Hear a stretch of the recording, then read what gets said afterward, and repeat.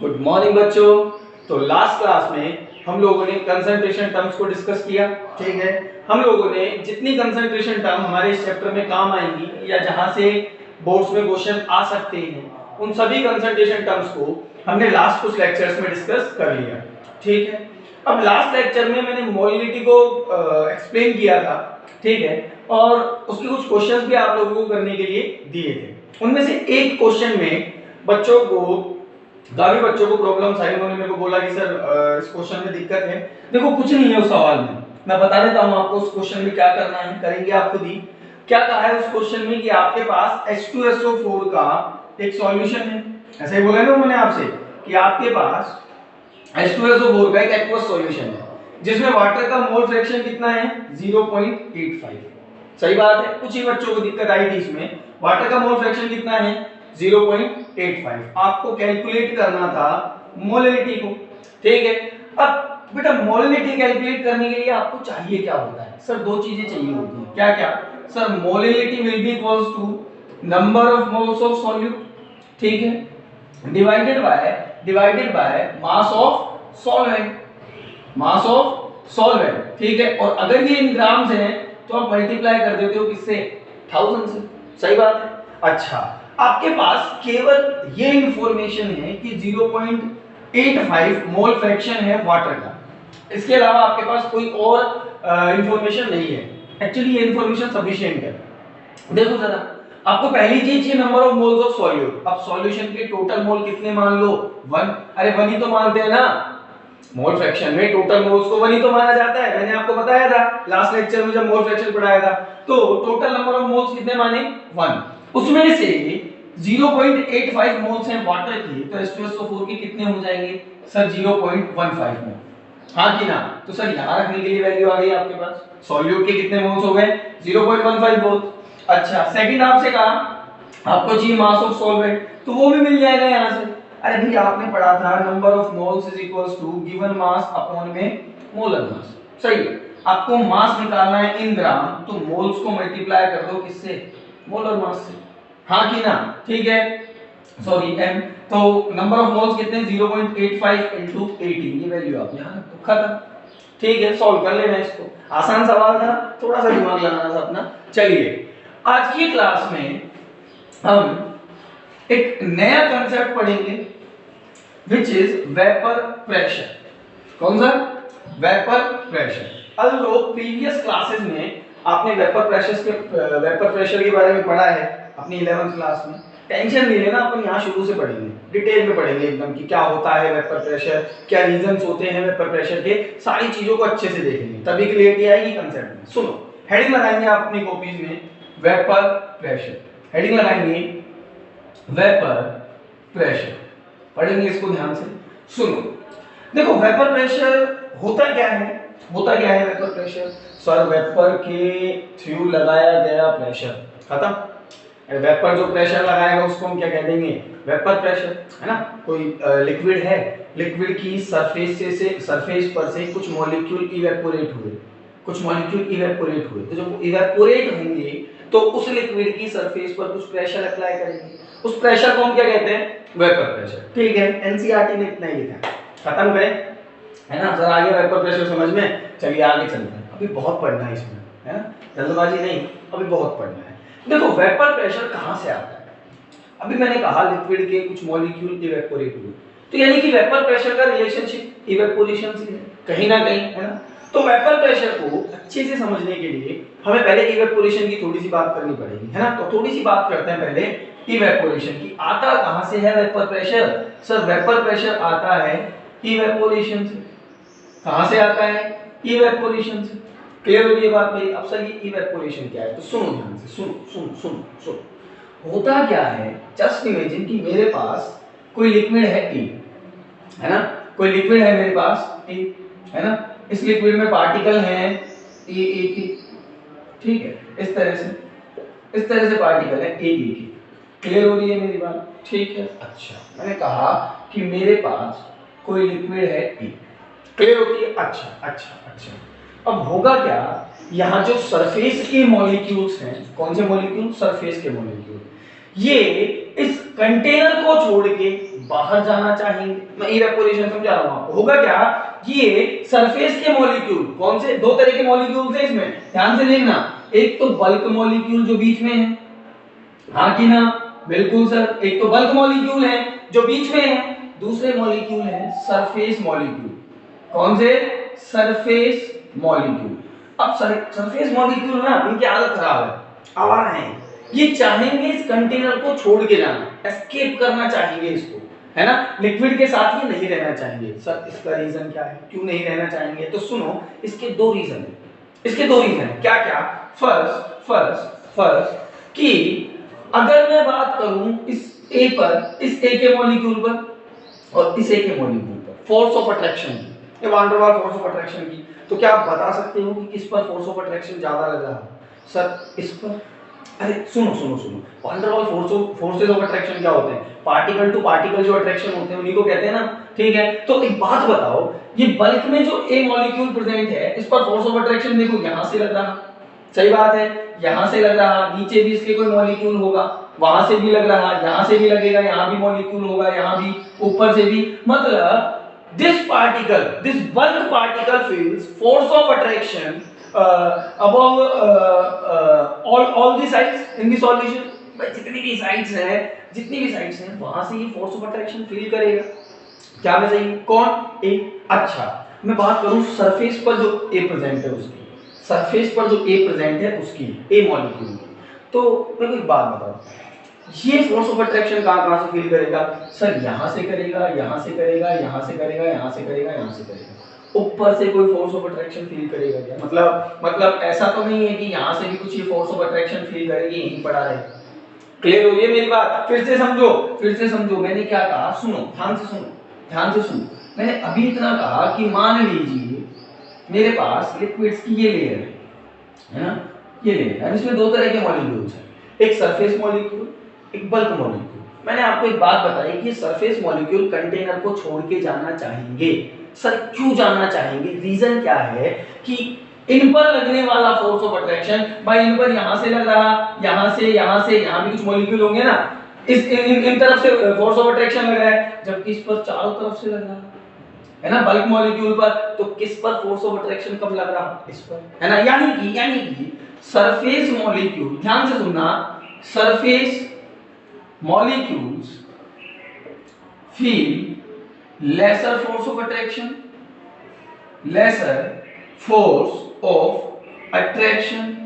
सही बात है, as compared to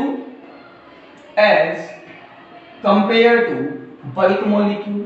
क्या मैंने गलत लिखा क्या? बिल्कुल सही बात है सर, कि जो सरफेस मॉलिक्यूल है उन पर लगने वाला फोर्स ऑफ अट्रैक्शन कुछ कम होगा। दूसरी बात कि इनकी काइनेटिक एनर्जी, आपने gases theory, kinetic theory of gases पढ़ा था, फिजिक्स में भी पढ़ा था, केमिस्ट्री में भी पढ़ा था लास्ट क्लास में। तो आपने पढ़ा था कि जो सरफेस मॉलिक्यूल होते हैं इनकी काइनेटिक एनर्जी पूरे कंटेनर में प्रेजेंट मॉलिक्यूल्स में सबसे ज्यादा होती है, मैक्सिमम काइनेटिक एनर्जी होती है। क्यों होती है? सुन लो, अरे बहुत सीधी सी बात है, ज्यादा काइनेटिक एनर्जी है तभी तो ये छोड़ छाड़ के सब ऊपर आ गए, सही बात है। ये ऊपर पहुंचे ही कैसे? जब इनकी काइनेटिक एनर्जी ज्यादा थी। तो अभी भी इनकी काइनेटिक एनर्जी मैक्सिमम है, ये एस्केप करना चाहेंगे, सही बात है। यानी कि सरफेस मॉलिक्यूल्स है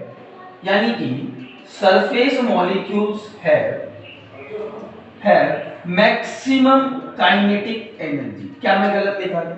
मैक्सिमम काइनेटिक एनर्जी। इतना क्लियर होता है? ठीक है, दो बातें दिमाग में बैठा लेना, क्या कि इवेपोरेशन, क्या कि कंटेनर को छोड़ के जाना, है ना, कंटेनर को छोड़ के जाना, लिक्विड की सरफेस को, लिक्विड को छोड़ के जा रहे हैं, है ना, तो उसको हम क्या कहते हैं? इवेपोरेशन, है ना, भाप बनना सर, यही तो होता है ना इवेपोरेशन।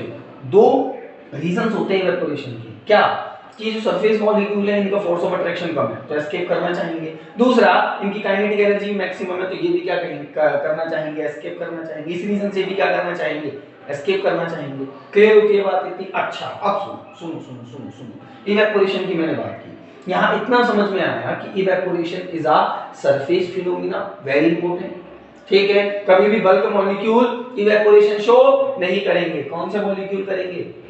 बिल्कुल सही बात है, सरफेस पर प्रेजेंट मॉलिक्यूल। अब होगा क्या? ये लेयर चली जाएगी, दूसरी लेयर सरफेस पर आ जाएगी, अब उस लेयर का इवेपोरेशन होगा, फिर तीसरी लेयर सरफेस पर आ जाएगी, उस लेयर का इवेपोरेशन होगा। अल्दो होगा सरफेस पर ही।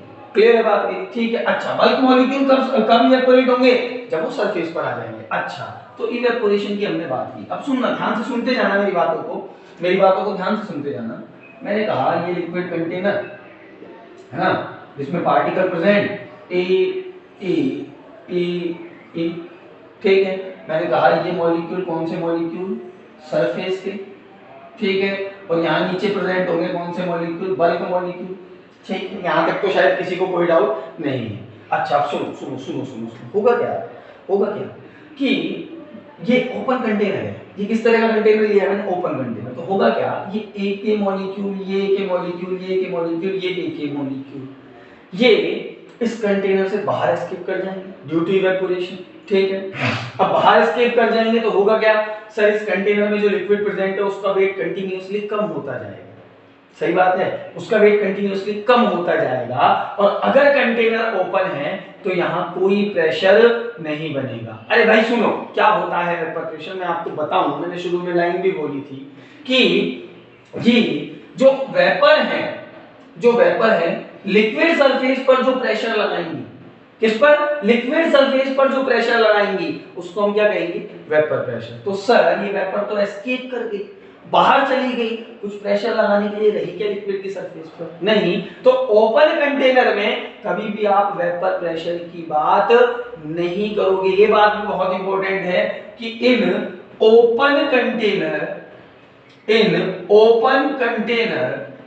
There is no vapour pressure. Deeply लिख रहा हूं इसको, बोलो क्लियर होती है बात मेरी? ओपन कंटेनर में कोई वेपर प्रेशर की बात नहीं होती। क्लियर? अच्छा, अगर मैं इस कंटेनर को बंद कर दूं, अब सोचना है, अब मैंने क्या किया, इस कंटेनर को बंद कर दिया, क्लोज कर दिया, ठीक है। तो होगा क्या सर? अभी भी वही होगा, इनका इवेपोरेशन होगा, सही बात है।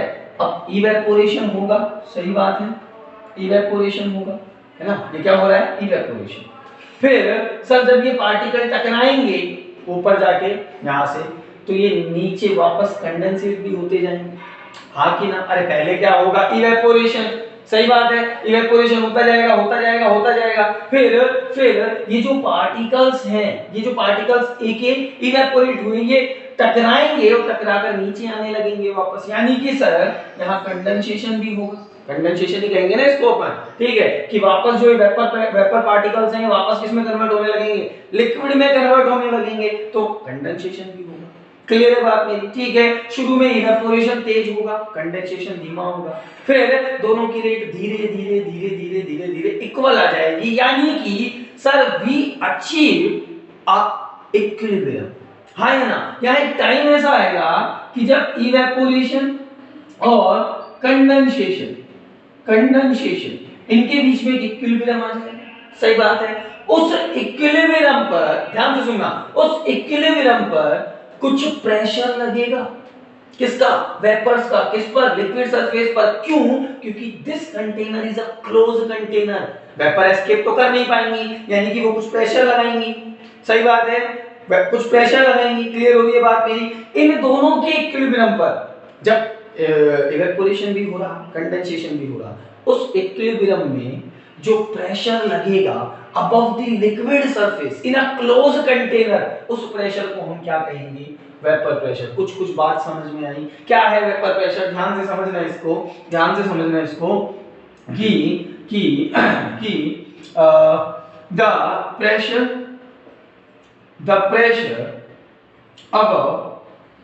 above liquid surface by the vapors is called vapor pressure, सही बात है कि लिक्विड की सरफेस पर जो वेपर प्रेशर लगाएंगी उसको हम क्या कहेंगे? Vapour pressure. बट ध्यान रखना ये कब की बात है? जब when इवेपोरेशन इक्विलिब्रियम में होगा, किसके साथ? कंडेंसेशन के साथ। ये दो प्रोसेस जब आपस में इक्विलिब्रियम में होगी तब हम किसकी बात करेंगे? वेपर प्रेशर की। Is it clear now? ठीक है। अच्छा आगे सुनो, आगे सुनो, एक और चीज है यहाँ पे, क्लोज कंटेनर भी होना चाहिए। अरे ये तो हम जानते भी हैं, हमने इक्विलिब्रियम में पढ़ा था कि इक्विलिब्रियम केवल और केवल कहाँ आता है, क्लोज कंटेनर में। पढ़ा था ना, केमिकल इक्विलिब्रियम पढ़ा था, जब बताई थी सर ने बात कि इक्विलिब्रियम केवल कब आएगा, जब कंटेनर क्लोज होगा। क्लियर हुई बात मेरी?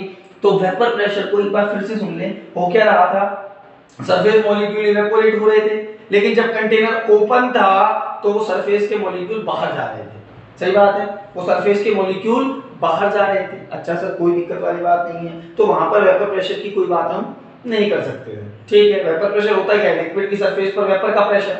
सही बात है, ठीक है। अब वेपर प्रेशर कहां से लगाएगी, जब वो एस्केप कर जाएगी तो नहीं ना। लेकिन अगर क्लोज कंटेनर लूं तो हमें पता है वेपर्स कांट एस्केप, नहीं जा सकती बात, है ना। जाने के लिए जगह तो मिले, जा ही नहीं पाएंगी बाहर क्लोज कंटेनर में। तो सर क्लोज कंटेनर में क्या होगा, दो प्रोसेस होंगी, इवेपोरेशन होगा, कंडेंसेशन भी होगा। सही बात है, इन दोनों प्रोसेस में इक्विलिब्रियम जब आ जाएगा तब जो वेपर प्रेशर लगेगा, पहली बात तो ये कि वेपर प्रेशर लगेगा, ठीक है। और कब कैलकुलेट करेंगे वेपर प्रेशर को, जब ये दोनों इक्विलिब्रियम में होंगे।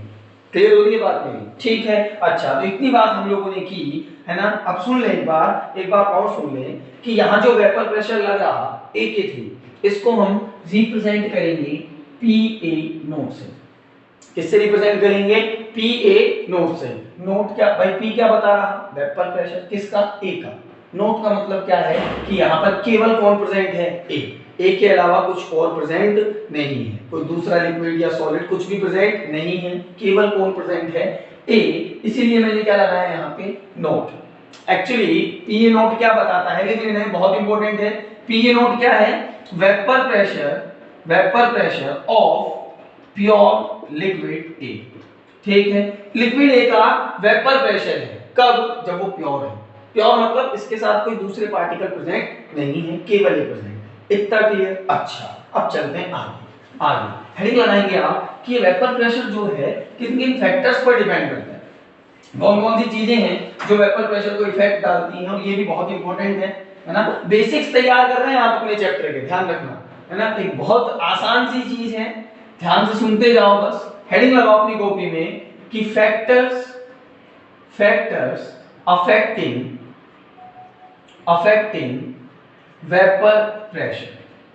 वेपर प्रेशर को कौन कौन से फैक्टर इफेक्ट करेंगे। नंबर 1, अच्छा एक बात बताओ, जो वेपर प्रेशर है क्या उसको कंटेनर के शेप, साइज, इन सबसे कोई लेना देना है क्या, कि कंटेनर कैसा है, ट्रायंगल है, रेक्टेंगल है, कैसा है कंटेनर, नहीं ना, उससे कोई लेना देना नहीं है। रीजन कि हम यूनिट वॉल्यूम में वेपर प्रेशर की बात करेंगे, किसमें, यूनिट वॉल्यूम में। अब यूनिट वॉल्यूम की जब आपने बात कर ली तो कंटेनर का साइज कैसा भी हो, शेप कैसा भी हो, कोई फर्क नहीं पड़ता। तो सबसे पहले तो ये लिख देते हैं कि किस पर डिपेंड नहीं करेगा, तो लिख देते हैं vapour pressure does not depends upon size और शेप ऑफ द कंटेनर। ठीक है, इससे इसको कोई लेना देना नहीं है, बिल्कुल भी कोई लेना देना नहीं है। ठीक है, सेकंड थिंग, अच्छा एक बात बताओ, वेपर प्रेशर टेम्परेचर पर डिपेंड करेगा क्या? हाँ, अब वेपर प्रेशर का रीजन क्या है, इवेपोरेशन। पढ़ा ना अभी हमने कि भाई सरफेस के मॉलिक्यूल एस्केप करके जाते हैं तो कुछ वेपर प्रेशर क्रिएट होता है। ठीक है, यानी कि रीजन क्या है वेपर प्रेशर का, इवेपोरेशन। हाँ कि ना, बिल्कुल सही बात है सर। जितना ज्यादा होगा इवेपोरेशन उतना ज्यादा होगा वेपर प्रेशर। हाँ कि ना भाई, जितना ज्यादा इवेपोरेशन होगा, मॉलिक्यूल्स बाहर जाएंगे, उतना ही वो प्रेशर कराएंगे। बिल्कुल सही बात है। अच्छा, इवेपोरेशन लो टेम्परेचर पर ज्यादा होता है कि हाई टेम्परेचर पर ज्यादा होता है? कहाँ ज्यादा होता है इवेपोरेशन, लो टेम्परेचर पर कि हाई टेम्परेचर पर? सर हाई टेम्परेचर पर। सब जानते हैं, बच्चा जानता है कि जितना ज्यादा टेम्परेचर उतना ज्यादा इवेपोरेशन। तो मैं लिख सकता हूं जितना ज्यादा इवेपोरेशन उतना ज्यादा वेपर प्रेशर। तो मैं लिख सकता हूं कि जब टेम्परेचर ज्यादा होगा तो इवेपोरेशन ज्यादा होगा, और इवेपोरेशन ज्यादा होगा तो वेपर प्रेशर भी ज्यादा होगा। बोलो क्लियर होती है बात में? ठीक है, अगर मैं ग्राफ बनाऊं वेपर प्रेशर का विद टेम्परेचर, तो टेम्परेचर बढ़ाने पर वेपर प्रेशर बढ़ेगा क्योंकि इवेपोरेशन बढ़ता है। तो कुछ इस तरह का ग्राफ आता है, कुछ इस तरह का। बिल्कुल स्ट्रेट लाइन नहीं आता, ठीक है, स्ट्रेट लाइन मतलब बिल्कुल दोनों एक दूसरे के डायरेक्टली प्रोपोर्शनल नहीं होते, कुछ इस तरह का ग्राफ आता है। क्लियर होती है बात मेरी? ठीक है, थोड़ा सा मुड़ा हुआ हो, थोड़ा सा मुड़ा हुआ इस तरह का। क्लियर होती है बात मेरी? ठीक है, तो बहुत आसान सी बात है, आपको इतना याद रखना है ना, ग्राफ याद रखना है थोड़ा सा, और इतना याद रखना है कि टेम्परेचर जब बढ़ाओगे, है ना, टेम्परेचर जब बढ़ाओगे तो वेपर प्रेशर भी इंक्रीज करेगा, डायरेक्टली प्रोपोर्शनल नहीं, डायरेक्टली प्रोपोर्शनल नहीं, इंक्रीज करेगा, मतलब कुछ पावर पर डिपेंड करेगा। क्लियर होती है बात मेरी? अच्छा, चलो चलो, दो बात की हमने। थर्ड वेपर प्रेशर डिपेंड करेगा, ये सबसे ज्यादा इंपॉर्टेंट है, यहां से एक नई चीज सीखोगे आप। Third, vapour pressure depends on the nature of substance, अब आपके पास जो सब्सटेंस है ना, जो सब्सटेंस है जिसकी मैं मतलब वो लिक्विड ए की मैं बात कर रहा था, है ना, जो सब्सटेंस आपके पास है उसके नेचर पर भी वेपर प्रेशर डिपेंड करेगा। मतलब सर अगर मैं बात करूं वाटर की, ध्यान से सुनना, और अगर मैं बात करूं C2H5OH की, ठीक है, और अगर मैं बात करूं किसकी, कॉमन सॉल्ट की, NaCl की, मुझसे कहा कि इन तीनों में सबसे ज्यादा वेपर प्रेशर किसका होगा, तो सोच लो खुद से सोच लो कि वाटर जो है एक लिक्विड है ना, C2H5OH क्या है, लिक्विड है, अरे एथेनॉल, और NaCl प्योर स्टेट में किस फॉर्म में होता है, सॉलिड फॉर्म में होता है। तो ये तो बहुत ऑब्वियस सी बात है कि ये सॉलिड है, तो क्या इवेपोरेट होना चाहेगा, हाँ कि ना? अरे नहीं होना चाहेगा, सॉलिड का इवेपोरेशन थोड़ी होता है, देखा है क्या नमक कम हो गया डब्बे में रखा हुआ अपने आप, क्लियर हो गई बात मेरी? तो ऐसा तो नहीं होता ना, तो इसका इवेपोरेशन बहुत कम होगा, तो वेपर प्रेशर भी बहुत कम होगा। क्लियर है बात मेरी? एक्चुअली में सॉलिड्स के वेपर प्रेशर को हम जीरो मानते हैं, कितना मानते हैं, जीरो मानते हैं, होता कितना है देखेंगे। सॉलिड के वेपर प्रेशर को कितना मानते हैं, जीरो मानते हैं। अच्छा, मैं बात करूं ये लिक्विड है और ये लिक्विड है, अब इन दोनों को ध्यान से देखो, है ना, H2O में आपको पता है हाइड्रोजन बॉन्डिंग होती है, सर इसमें भी होती है, बिल्कुल सही बात है, H2O में भी होती है और इसमें भी होती है। इसमें एक H2O कितने हाइड्रोजन बॉन्ड बनाता है, 4 हाइड्रोजन बॉन्ड। आपको पता है H2O का एक मॉलिक्यूल अपने आसपास दूसरे मॉलिक्यूल्स के साथ कितने हाइड्रोजन बॉन्ड बना सकता है, 4 हाइड्रोजन बॉन्ड, जबकि C2H5OH कितने हाइड्रोजन बॉन्ड बनाएगा, कितने हाइड्रोजन बॉन्ड बनाएगा, एक हाइड्रोजन बॉन्ड, कितने हाइड्रोजन बॉन्ड बनाएगा, एक। तो ज्यादा बॉन्डिंग किसमें है, ज्यादा मजबूत बॉन्डिंग किसमें है, इसमें, तो ये भी इवेपोरेशन में नखरे करेगा एज कंपेयर टू दिस, सही बात है, इसके कंपैरिजन में ये नखरे करेगा कि मेरे को तो नहीं होना इवेपोरेट। क्लियर हो रही है बात मेरी? जम के बैठा रहेगा कि नहीं मैं इवेपोरेट नहीं होगा, है ना, जबकि ये इसके कंपैरिजन में आसानी से इवेपोरेट हो जाएगा। फिर से इवेपोरेट तो दोनों ही होंगे, ज्यादा आसानी से कौन सा होगा, ये।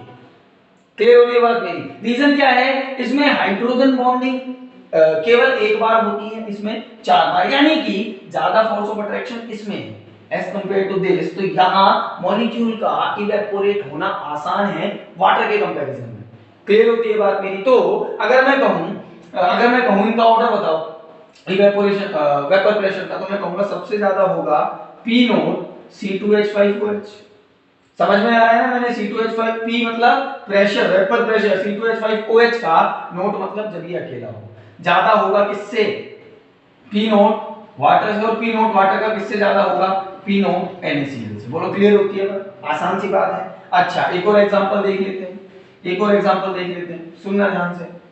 मैंने कहा कि CH3OH, ठीक है, एक ले लो CH2 OH 2 4, ठीक है, और एक ले लो 1 2 3, यहाँ पे OH और OH, CH2 CH। सुनना ध्यान से, इसका क्या नाम है, मेथेनॉल। ये एथेनॉल भी ले लो, कोई दिक्कत नहीं है, मेथेनॉल, ठीक है। ये क्या है, पढ़ाइएगा, अभी मैंने कल दिया था आपको एक क्वेश्चन इसका, एथिलीन ग्लाइकॉल। क्या नाम है इसका, एथिलीन ग्लाइकॉल, और इसका कॉमन नेम क्या होता है, बहुत फेमस कंपाउंड है ये भी, ग्लिसरेरॉल। क्या नाम है इसका, ग्लिसरेरॉल। आपसे पूछ लिया कि इन सब में सबसे ज्यादा वेपर प्रेशर किसका है, तो इनका नेचर देखना पड़ेगा। नेचर मतलब इनके बॉन्डिंग का नेचर। यहाँ पर हाइड्रोजन बॉन्डिंग कम होगी, यहाँ 2 OH है तो ज्यादा होगी, यहाँ 3 OH है तो और ज्यादा होगी। क्लियर होती है बात मेरी? यानी कि वेपर प्रेशर का ऑर्डर क्या आ जाएगा, इसका सबसे कम, सही है। आई एम सॉरी इसका सबसे ज्यादा, सबसे कम हाइड्रोजन बॉन्डिंग है ना, सबसे ज्यादा, फिर कम, और सबसे कम वेपर प्रेशर किसका, इसका। भाई बहुत सीधी सी बात है, एक छोटी सी बात याद रख लो, क्या कि जितना ज्यादा होगा फोर्स ऑफ अट्रैक्शन, ठीक है, उतना कम होगा इवेपोरेशन और उतना कम होगा वेपर प्रेशर। बोलो हाँ कि ना। ठीक है, यानी कि मैं लिख सकता हूं sir vapour pressure is inversely proportional to force of attraction. सही है, फोर्स ऑफ अट्रैक्शन। क्या मैं लिख सकता हूं ऐसा? बिल्कुल लिख सकते हो सर। क्लियर हुई बात मेरी? वेपर प्रेशर जितना ज्यादा, फोर्स ऑफ अट्रैक्शन जितना ज्यादा, वेपर प्रेशर उतना कम। क्लियर है बात मेरी? यहां पर सबसे कम फोर्स ऑफ अट्रैक्शन किसमें था? CH3OH में। यहां ज्यादा हाइड्रोजन बॉन्डिंग हो गई, यहां और ज्यादा हाइड्रोजन बॉन्डिंग हो गई, तो इसका वेपर प्रेशर सबसे ज्यादा हो गया as compare to that. Clear एकदम? ठीक है। अच्छा, यानी कि सर सब्सटेंसेस दो तरह के हो सकते हैं। कौन कौन से? जितने भी सब्सटेंसेस है ना, उनको दो तरह से क्लासिफाइड कर सकते हैं सर। कौन कौन से? एक जो इवेपोरेट होना चाहते हैं, है ना, जो इवेपोरेट होना चाहते हैं, एक जो इवेपोरेट होना नहीं चाहते। जैसे मैंने NaCl की बात की थी, NaCl में फोर्स ऑफ अट्रैक्शन बहुत ज्यादा था, हाँ कि ना, बहुत ज्यादा था, वो इवेपोरेट होना चाहेगा, नहीं होना चाहेगा। क्लियर हो रही है बात मेरी? मैं बात करूं वाटर की, तो उसमें वो लिक्विड है, फोर्स ऑफ अट्रैक्शन NaCl की कंपैरिजन में कम है, तो वो इवेपोरेट होना चाहेगा, बिल्कुल होना चाहेगा। क्लियर है बात मेरी? हाँ, अगर उसको कंपेयर करें हम एथेनॉल से, तो उसके कंपैरिजन में कम होना चाहेगा, उसके कंपैरिजन में उसका इवेपोरेशन का नेचर कम होगा, वेपर प्रेशर कम होगा, बट ओवरऑल हम बात करें तो होना तो चाहेगा। मैं बात करूं एथिलीन ग्लाइकोल की, ग्लिसरॉल की, कंपेयर करें मेथेनॉल से, तो इनका वेपर प्रेशर कम होगा, बट इसका मतलब ये तो नहीं है कि वो इवेपोरेट नहीं होना चाहेंगे, होना तो चाहेंगे, लिक्विड फॉर्म में होते हैं। क्लियर हो गई बात? यानी कि जितने भी सब्सटेंसेस हैं, आप उनको मैं लिख देता हूं बहुत आसान लैंग्वेज में, कि जितने भी सब्सटेंसेस हैं आप देखते हो अपनी डेली लाइफ में, उनको आप दो पार्ट्स में कैटेगराइज कर सकते हो। कौन कौन से? एक जो इवेपोरेट होना चाहे, एक जो इवेपोरेट होना चाहे, which have tendency to evaporate, ठीक है, टेंडेंसी टू इवेपोरेट, और एक वो जो इवेपोरेट नहीं होना चाहते, मतलब which does not have tendency to evaporate। सही बात है। दो तरह के हमारे पास सब्सटेंसेस हो जाएंगे, एक जो इवेपोरेट होना चाहते हैं, एक जो इवेपोरेट नहीं होना चाहते। एनसीईआरटी जो इवेपोरेट होना चाहते हैं उन्हें बोलती है लिक्विड, ठीक है, और जो इवेपोरेट नहीं होना चाहते उन्हें बोलती है सॉलिड। फिर से, जितने भी लिक्विड हैं सब इवेपोरेट होना चाहेंगे अकॉर्डिंग टू एनसीईआरटी, ठीक है, जितने भी सॉलिड हैं इवेपोरेट नहीं होना चाहेंगे अकॉर्डिंग टू एनसीईआरटी। क्लियर है बात मेरी? ठीक है, सुनो आगे, सुनो वापस से देख लो एक बार, वापस से देख लो, कोई दिक्कत वाली बात नहीं, आराम से। सब्सटेंसेस दो तरह के, एक जो इवेपोरेट होना चाहिए, एक जो इवेपोरेट नहीं होना चाहिए। इनको एक नाम भी दिया हुआ है एनसीईआरटी में। वो सब्सटेंस जो इवेपोरेट होना चाहती हैं, उन सब्सटेंसेस को एनसीईआरटी कहता है वोलेटाइल सब्सटेंस। क्या कहता है? Volatile substance. जो नहीं होना चाहते उन्हें क्या बोलता है? Non volatile substance. क्या बोलता है? Non volatile substance. भाई मैं इवेपोरेट ही नहीं होना चाहता, नॉन वोलेटाइल, मैं होना चाहता हूं वोलेटाइल। क्लियर हो रही है? अब एनसीईआरटी ने जितने भी लिक्विड हैं सबको क्या कहा? वोलेटाइल, और जितने भी सॉलिड्स हैं सबको क्या कहा? Non volatile. क्लियर हो रही है बात मेरी? जितने भी सॉलिड्स हैं सबको क्या बोल दिया? Non volatile. एनसीईआरटी ने कहा, मैं नहीं कह रहा, है ना। अल्दो ऐसे कई सॉलिड होते हैं जो वोलेटाइल होते हैं, पर हमारे लिए सारे सॉलिड कैसे हैं? Non volatile. ठीक है, जैसे मैं बात करूं किसकी? मैं बात करूं नेफ्थलीन बोल्स की, है ना, मैं बात करूं कैम्फर की, है ना।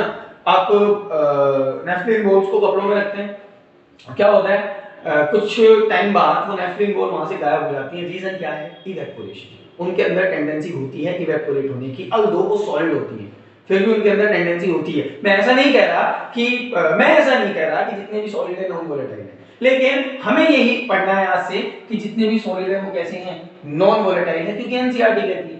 क्लियर होती है बात मेरी? ठीक है, और यही मान के क्वेश्चंस करेंगे हम आगे। ध्यान से सुनो, यही मान के क्वेश्चन करेंगे कि सॉलिड कैसे हैं? Non volatile. नॉन वोलेटाइल मतलब ये इवेपोरेट नहीं होना चाहते। अब इवेपोरेट नहीं होना चाहते तो क्या इनकी वजह से कोई वेपर प्रेशर होगा? बोलो।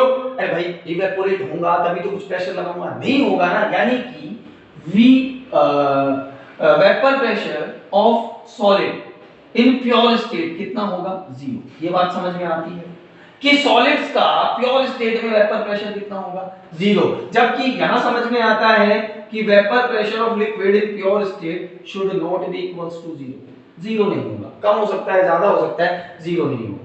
क्लियर हो गई बात मेरी? मतलब आपस में कम या ज्यादा हो सकता है। जैसे मैं बात करूंगा, अभी मैंने H2O और C2H5OH की बात की थी, है ना?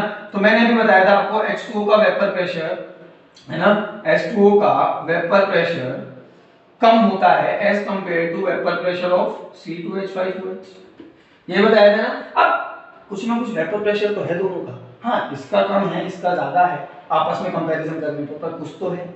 क्लियर हो रही है बात मेरी? दोनों किस में आएंगे? वोलेटाइल के अंदर। जितने भी लिक्विड हैं मैं बता देता हूं आपको कौन कौन से देखने को मिलेंगे। आपको देखने को मिलेगा वाटर इस चैप्टर में, आपको देखने को मिलेगा इस चैप्टर में लिखा था मैंने यहाँ C2H5OH, ठीक है। आपको देखने को मिलेगा CH3OH, आपको देखने को मिलेगा बेंजीन, आपको देखने को मिलेगा टॉलुइन C6H5 CS3, ठीक है, टॉलुइन। तो ये कुछ सॉल्वेंट्स हैं, है ना, जो आपको देखने को मिलेंगे, या लिक्विड्स हैं जो आपको देखने को मिलेंगे। यहाँ मैं बात करूं तो यहाँ कौन कौन से देखने को मिलेंगे आपको? बहुत ज्यादा फेमस है यूरिया, इसके तो बहुत ही सवाल आते हैं, ठीक है। आपको यहाँ देखने को मिलेगा यूरिया के अलावा NaCl, तो बहुत बाद में आएगा लो, है ना। NaCl देखने को मिलेगा, आपको देखने को मिलेगा सॉलिड में कौन कौन से? यूरिया हो गया, NaCl हो गया, और शुगर में कौन सी? सुक्रोज, ठीक है। और आपको देखने को मिलेगा ग्लूकोज। तो ये कुछ सब्सटेंसेस हैं जो कैसे होते हैं? सॉलिड। और सॉलिड है तो कैसे होंगे? नॉन वोलेटाइल, मतलब they do not have tendency to evaporate. Clear? अच्छा, इन सब का वेपर प्रेशर कितना मान के काम करोगे? आज से 0। क्लियर है बात मेरी? एक और बात कि इनका मोलर मास आपको पता होना चाहिए, इनका फार्मूला आपको पता होना चाहिए, मोलर मास भी पता होना चाहिए। यूरिया का फार्मूला क्या? NH2CO NH2। इसका मोलर मास आप जब कैलकुलेट करोगे तो ये आएगा 60। करके देख लेना, आज के बाद आपको ये डायरेक्ट याद होना चाहिए, ठीक है। NaCl की मैं बात करूं तो NaCl सोडियम क्लोराइड, इसका मोलर मास क्या होगा? इसका मोलर मास होता है 58.5। याद होना चाहिए, इसलिए क्योंकि मैं नहीं चाहता आप इनके मोलर मास निकालने में टाइम खराब करो, क्वेश्चन आए तो। अच्छा, सुक्रोज फार्मूला क्या? C12H22O11। सुक्रोज बायो वाले बच्चे तो अच्छे जानते होंगे। इसका मोलर मास होता है 342 ग्राम पर मोल। अच्छा, मैं बात करूं ग्लूकोज की, क्या होती है? C6H12O6, पता है सर? अच्छा, इसका मोलर मास कितना होता है ये भी बताओ, कितना होता है? 180। कितना? 180। तो इनके मोलर मासेस आपको याद होने चाहिए, ठीक है। क्लियर होती है बात इतनी? तो हमने आज इतना देखा कि वेपर प्रेशर क्या होता है, हमने जाना कि वेपर प्रेशर किसकी वजह से होता है? इवेपोरेशन की वजह से। क्लियर है? डिफाइन किया वेपर प्रेशर को। अगर पूछ ले डेफिनेशन, वैसे पूछेगा नहीं कभी, पूछ ले तो केवल इतना नहीं लिखना कि वेपर प्रेशर लिक्विड सरफेस पर जो वेपर प्रेशर लगाती है उसको कहते हैं, है ना। आपको ये भी लिखना पड़ेगा कि उसकी बात हम तब करते हैं जब इवेपोरेशन और कंडेंसेशन इक्विलिब्रियम में हो, ठीक है, और साथ में कंटेनर कैसा हो? क्लोज। क्लियर होती है बात मेरी? अच्छा, फिर हमने बात की कि वेपर प्रेशर कौन कौन से फैक्टर्स पर डिपेंड करता है। हमने 3 चीजें देखी कि साइज और शेप पर डिपेंड नहीं करता, टेम्परेचर जितना ज्यादा होगा इवेपोरेशन ज्यादा होगा, वेपर प्रेशर बढ़ जाएगा। साथ में हमने देखा फोर्स ऑफ अट्रैक्शन पर या नेचर पर, है ना। और नेचर के बेसिस पर हमने सब्सटेंसेस को 2 पार्ट्स में कैटेगराइज किया, वोलेटाइल और नॉन वोलेटाइल। क्लियर है बात मेरी? ठीक है, तो इतना हमने देखा। नेक्स्ट क्लास में हम बात करेंगे कि जब अभी तो मैंने प्योर स्टेट में बात की है ना इनकी, अभी तो मैंने प्योर स्टेट में बात की है। प्योर स्टेट मतलब जब ये अकेले हैं। नेक्स्ट लेक्चर में हम देखेंगे कि मान लीजिए मेरे पास वाटर है, इसका कुछ वेपर प्रेशर है, C2H5OH है, इसका कुछ वेपर प्रेशर है। इन दोनों को अगर मैं मिला दूं तो वेपर प्रेशर पर क्या इफेक्ट पड़ेगा? क्लियर होगी ये बात मेरी? ये देखेंगे हम नेक्स्ट लेक्चर में, ठीक है। तो इसको एक बार अच्छे से रिवाइज कर लें, इसके नोट्स अच्छे से बनाएं, ठीक है। Thank you.